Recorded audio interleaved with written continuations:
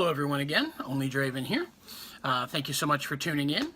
Today is Wednesday, April the 19th, 2017. It's been 3 weeks since I had my surgery, again, which is bariatric weight loss surgery. I'm doing really well, and I thought I'd make another video, just kind of check in and see how everything's going over the last few weeks. First of all, again, I'd like to thank everybody for watching. I actually hit 50 subscribers yesterday. I know it doesn't sound like a whole lot, but that was really the first goal I'd set for myself, to try to hit 50 and then try to hit 100. So it's kind of exciting to get that first one in about a month. If you haven't subscribed, please do so. I try to put out at least 1 or 2 videos a week, and I really enjoy sharing them with you. Let me see, other than that, before we get started, the only other thing you may notice is I'm looking a little shaggy lately. I actually haven't really trimmed my beard or cut my hair since about a month before the surgery. I'm off of work for a month from the surgery. I go back on May the 1st. So I really just haven't messed with it. I'm going to go get a haircut and a beard trim and everything right before I go back to work. I'm also going to have to pick up some new pants. The upside and downside of losing as much weight as I have so far is the pants I have now are all pretty much just falling off of me. I've got to wrench my belt pretty tightly in order to get them to stay up, but unfortunately doing that puts a lot of pressure on my stomach, so I'm wearing a lot of jogging pants and just like gym shorts since the surgery to try not put so much pressure on my stomach. So again, right before I go back to work, I'm going to pick up a few new pairs of pants, trying to putting it off, hoping it'll last a little bit of weight loss will kick in before then. I don't want to buy them now and then they hopefully be a little bit too small as well. Other than that, we're going to do kind of the same thing as normal. We're going to check in, see how we did for the past week, talk a little bit about how the diet has been going, and then we'll answer a question and talk about some food and recipes we found. So we'll get right into that.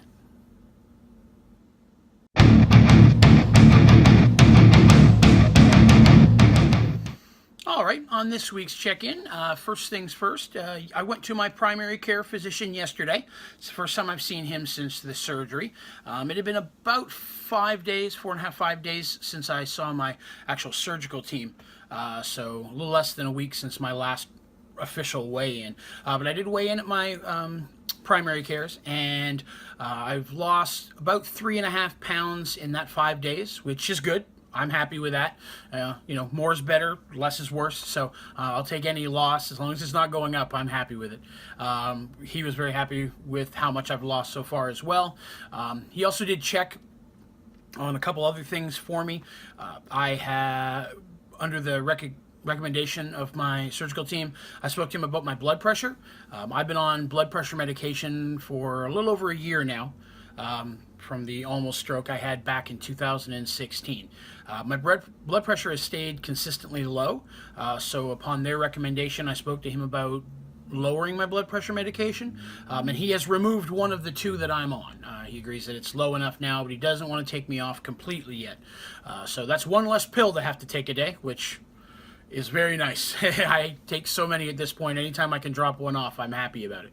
So 1 less is better. The other pill, which was a combination pill, was amlodipine benazepril. He's actually removed the amlodipine from that, so I'm going to be taking just a benazepril. I'm going to pick up that prescription later today. So while I'm still taking that pill, it's actually half the medication. So I'm down 1.5 blood pressure medications, which is awesome. It's good news. That's shows I'm getting healthier from the surgery, not just weight loss, which was definitely one of the big things I was looking for, but to get healthier and feel better was the #1 goal here, and that shows that has been working from the surgery and from the whole diet process as well.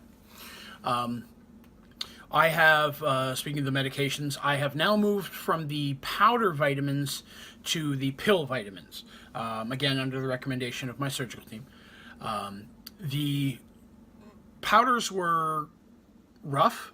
They weren't hard to swallow. It's just that they just didn't taste very good. No matter what I mixed them with, it was pretty raunchy. So from everyone I spoke with, that has experienced the surgery and had to do the vitamins, the powdered vitamins has always been the thing people warned me would be one of the hardest parts of the post-surgery diet. And I'm happy to say I've moved it back into the pills. Now, the pills I have to take instead of 3 scoops of vitamin powder is 8 vitamin pills. And these pills are humongous. They're fucking huge. Here, I'll show you one.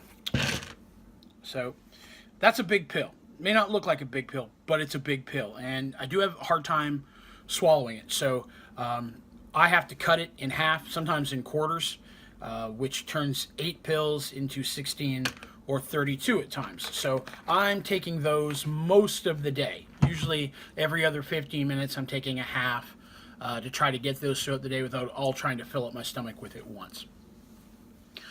Other than that, I'm still in the soft food phase of the diet. So far, I started with cottage cheese, refried beans with a little bit of low-fat shredded cheese, and Greek yogurt. Not all at once, of course. It's over different meals. 1.5 ounces of each, or 3 tablespoons, is really the serving size I'm allowed to have. None of that made me upset or bothered my stomach. I haven't vomited since the surgery. I haven't had a lot of those issues that I hear a lot of other folks have. I do feel full after eating, especially after the beans and cheese. Took me a couple times to figure out that I was measuring out my 3 tablespoons of pinto beans, and then I was putting the cheese on it, which was actually giving me too much of a portion. So I've had to adjust for that because I was feeling very bloated after that meal. But I didn't get sick or nauseous or anything from eating it. Over the last couple days, I've also moved into adding scrambled eggs with a little bit of low-fat cheese. Had no problems there. Those were delicious. Really enjoyed adding that in, something else hot back into my meal, because most of the foods I've been eating for the last month and a half have been cold food and cold liquids, so getting something warm has been nice. Today I'm going to be adding in tuna with a little bit of low-fat mayonnaise. Even though tuna comes pre-shredded, it is recommended that I puree that as well to make it not as thick, the piece of the fish itself. So I'm looking forward to having that. Always been a big fan of tuna salad, so putting that together will be very nice to add as well. And hopefully it's another thing that's not going to hurt my stomach. Tuna has a lot of protein. Since I have to have 90 grams of protein or more a day, that will definitely help me hit those numbers. Other than that, I haven't had any real changes to my foods. I was advised I can use as much salt or pepper or seasonings as I'd like. I do try to go a bit sparingly on the salt, again, because of the blood pressure, but since so much of the food I eat is low fat, it doesn't taste bad, but it doesn't have as much flavor as a normal fat version would. So the salt helps add a little bit of flavor to that. So I do use the salt, but I try to go sparingly. The other thing that I was advised by my doctors is that I can start going back to the gym. As long as I just stick to like the treadmill and some cardio stuff. I can't lift over 10 pounds for the first month, so I can't do any weight training or anything, which I've never really been a fan of anyways. I prefer the cardio stuff. So I've been to the gym now a couple times, get on the treadmill. I go at a very slow pace. I was told I should not be out of breath at any time, and if I start to get sick or sore, I should stop. After I've walked a bit, my stomach will start to kind of just ache, I find. And I don't know if that's just from the movement or my jello-like body jiggling around as I'm walking, but I have the same issue when I go to grocery stores or we go to any others like a Walmart or something. After walking around a while, my stomach will just start to ache. Not a specific pain, just an overall general soreness. So whenever that kicks in, I do my best to try to limit, slow down, or stop. But other than that, everything's going really well this week. Next Monday, I see my surgical team again, my nutritionist, and I think I see the actual exercise coach for the first time. So I'm looking forward to that, to moving forward into a bit more, I guess, rigorous exercise. I really want to lose weight. I want to lose size, so getting exercise back in there is definitely going to help increase the speed that happens. And so I'll also get my next official weigh-in with them, so I'll have some specific numbers in next week's video after I see them. After that, I don't think I see the doctor for another 1 to 2 months. At that point, I'll be just weighing at home, so my numbers may be slightly different, but I'm going to do my best to try to stay consistent. So other than that, the diet part of the surgery process is going really well. Looking forward to stepping into the next phase, which will be a soft food still, but adding in a little bit more rigorous. So I'll definitely talk more about that when we get there.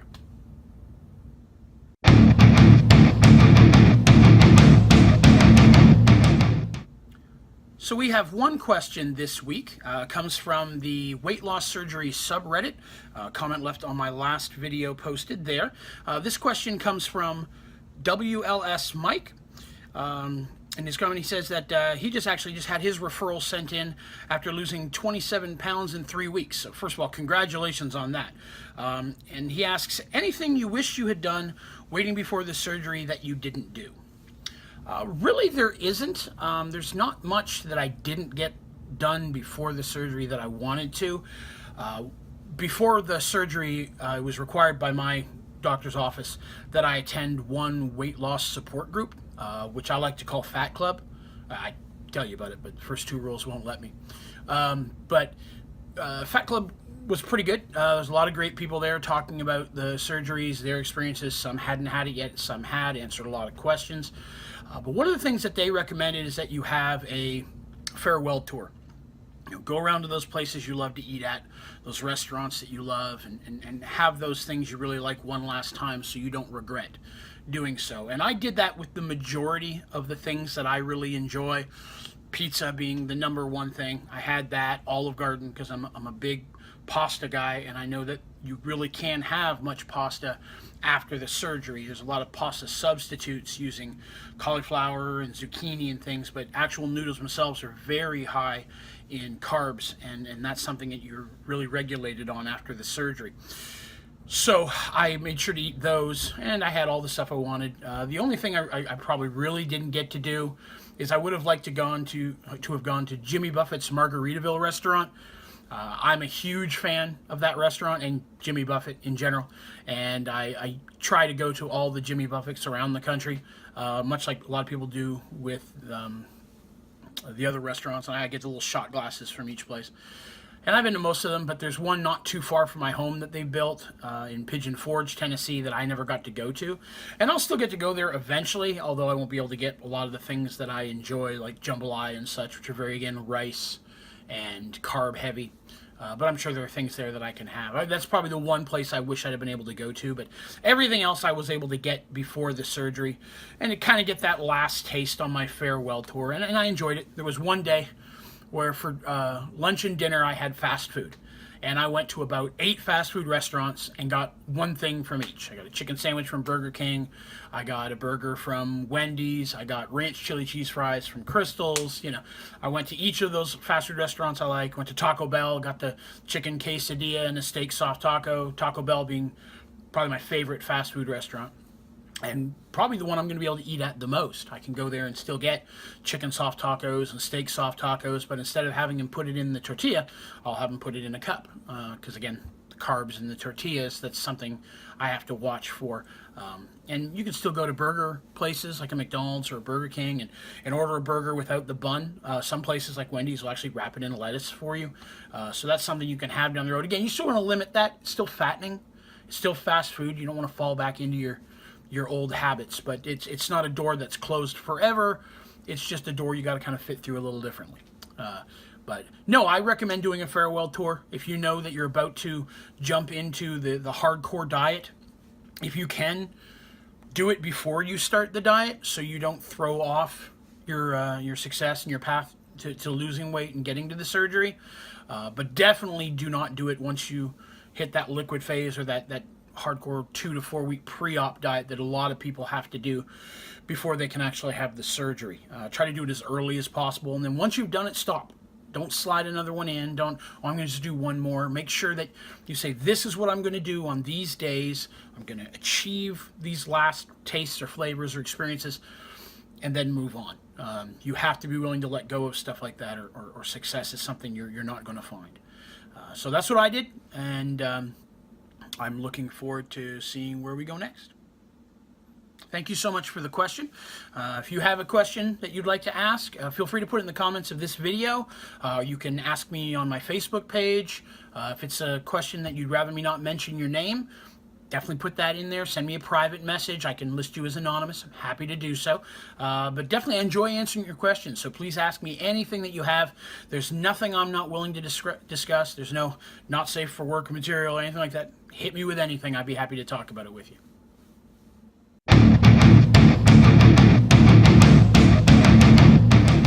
So today in our Tasty Nom Nom section, we are going to talk about another cookbook that I've found.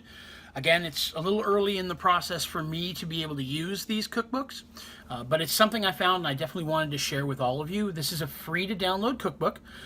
They do ask that you write a review of the book, which I've done, and you can do. It's not required, but I recommend doing so.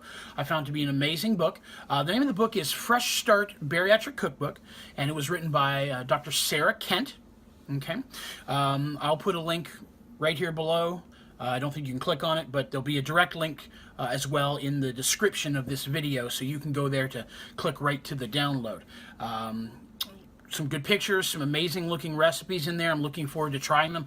Two in particular that I'm looking forward to. I want to try the creamy ranch pork chops. I've always liked pork chops. I usually shake and bake. But I'm going to kind of move away from the shake and bake again due to carbs and things of that nature. So finding other ways to eat pork chops is great. The other one is the spicy chicken stuffed with spinach and cheese. I love chicken, and I love anything that ends with cheese. If I could put cheese in water, I would do it. I love cheese. So any recipe that's going to allow me to use a little bit of cheese in there for that cheese flavor, I'm definitely all about. So I definitely recommend checking out this cookbook. I've not cooked any of the recipes from it yet. I'm not at that phase of the diet where I can eat these kind of foods, but as soon as I can, I'm going to jump into these. I have not, again, been paid to promote this book. It's just something I found on the internet, and I wanted to share with you all so that you can experience those recipes. If you're further on than me, then hopefully you can jump in there. I'd love to see some comments or responses if you try one of these recipes, how they work for you. Did you make any changes? How you made them a little bit better? Definitely put all that in here. I'd love to hear your experiences with them. Once I can hit the phases of the diet that let me cook like this, I'm going to start doing a couple cooking videos, some with recipes that I found to show you how they turned out and kind of give you some feedback on them, as well as some recipes of my own that I'm working on. I'm a very, very extreme amateur chef. I've always wanted to go into culinary, so I would like to come up with some of my own. So keep an eye out for those as well. I'm definitely going to be putting those up for you.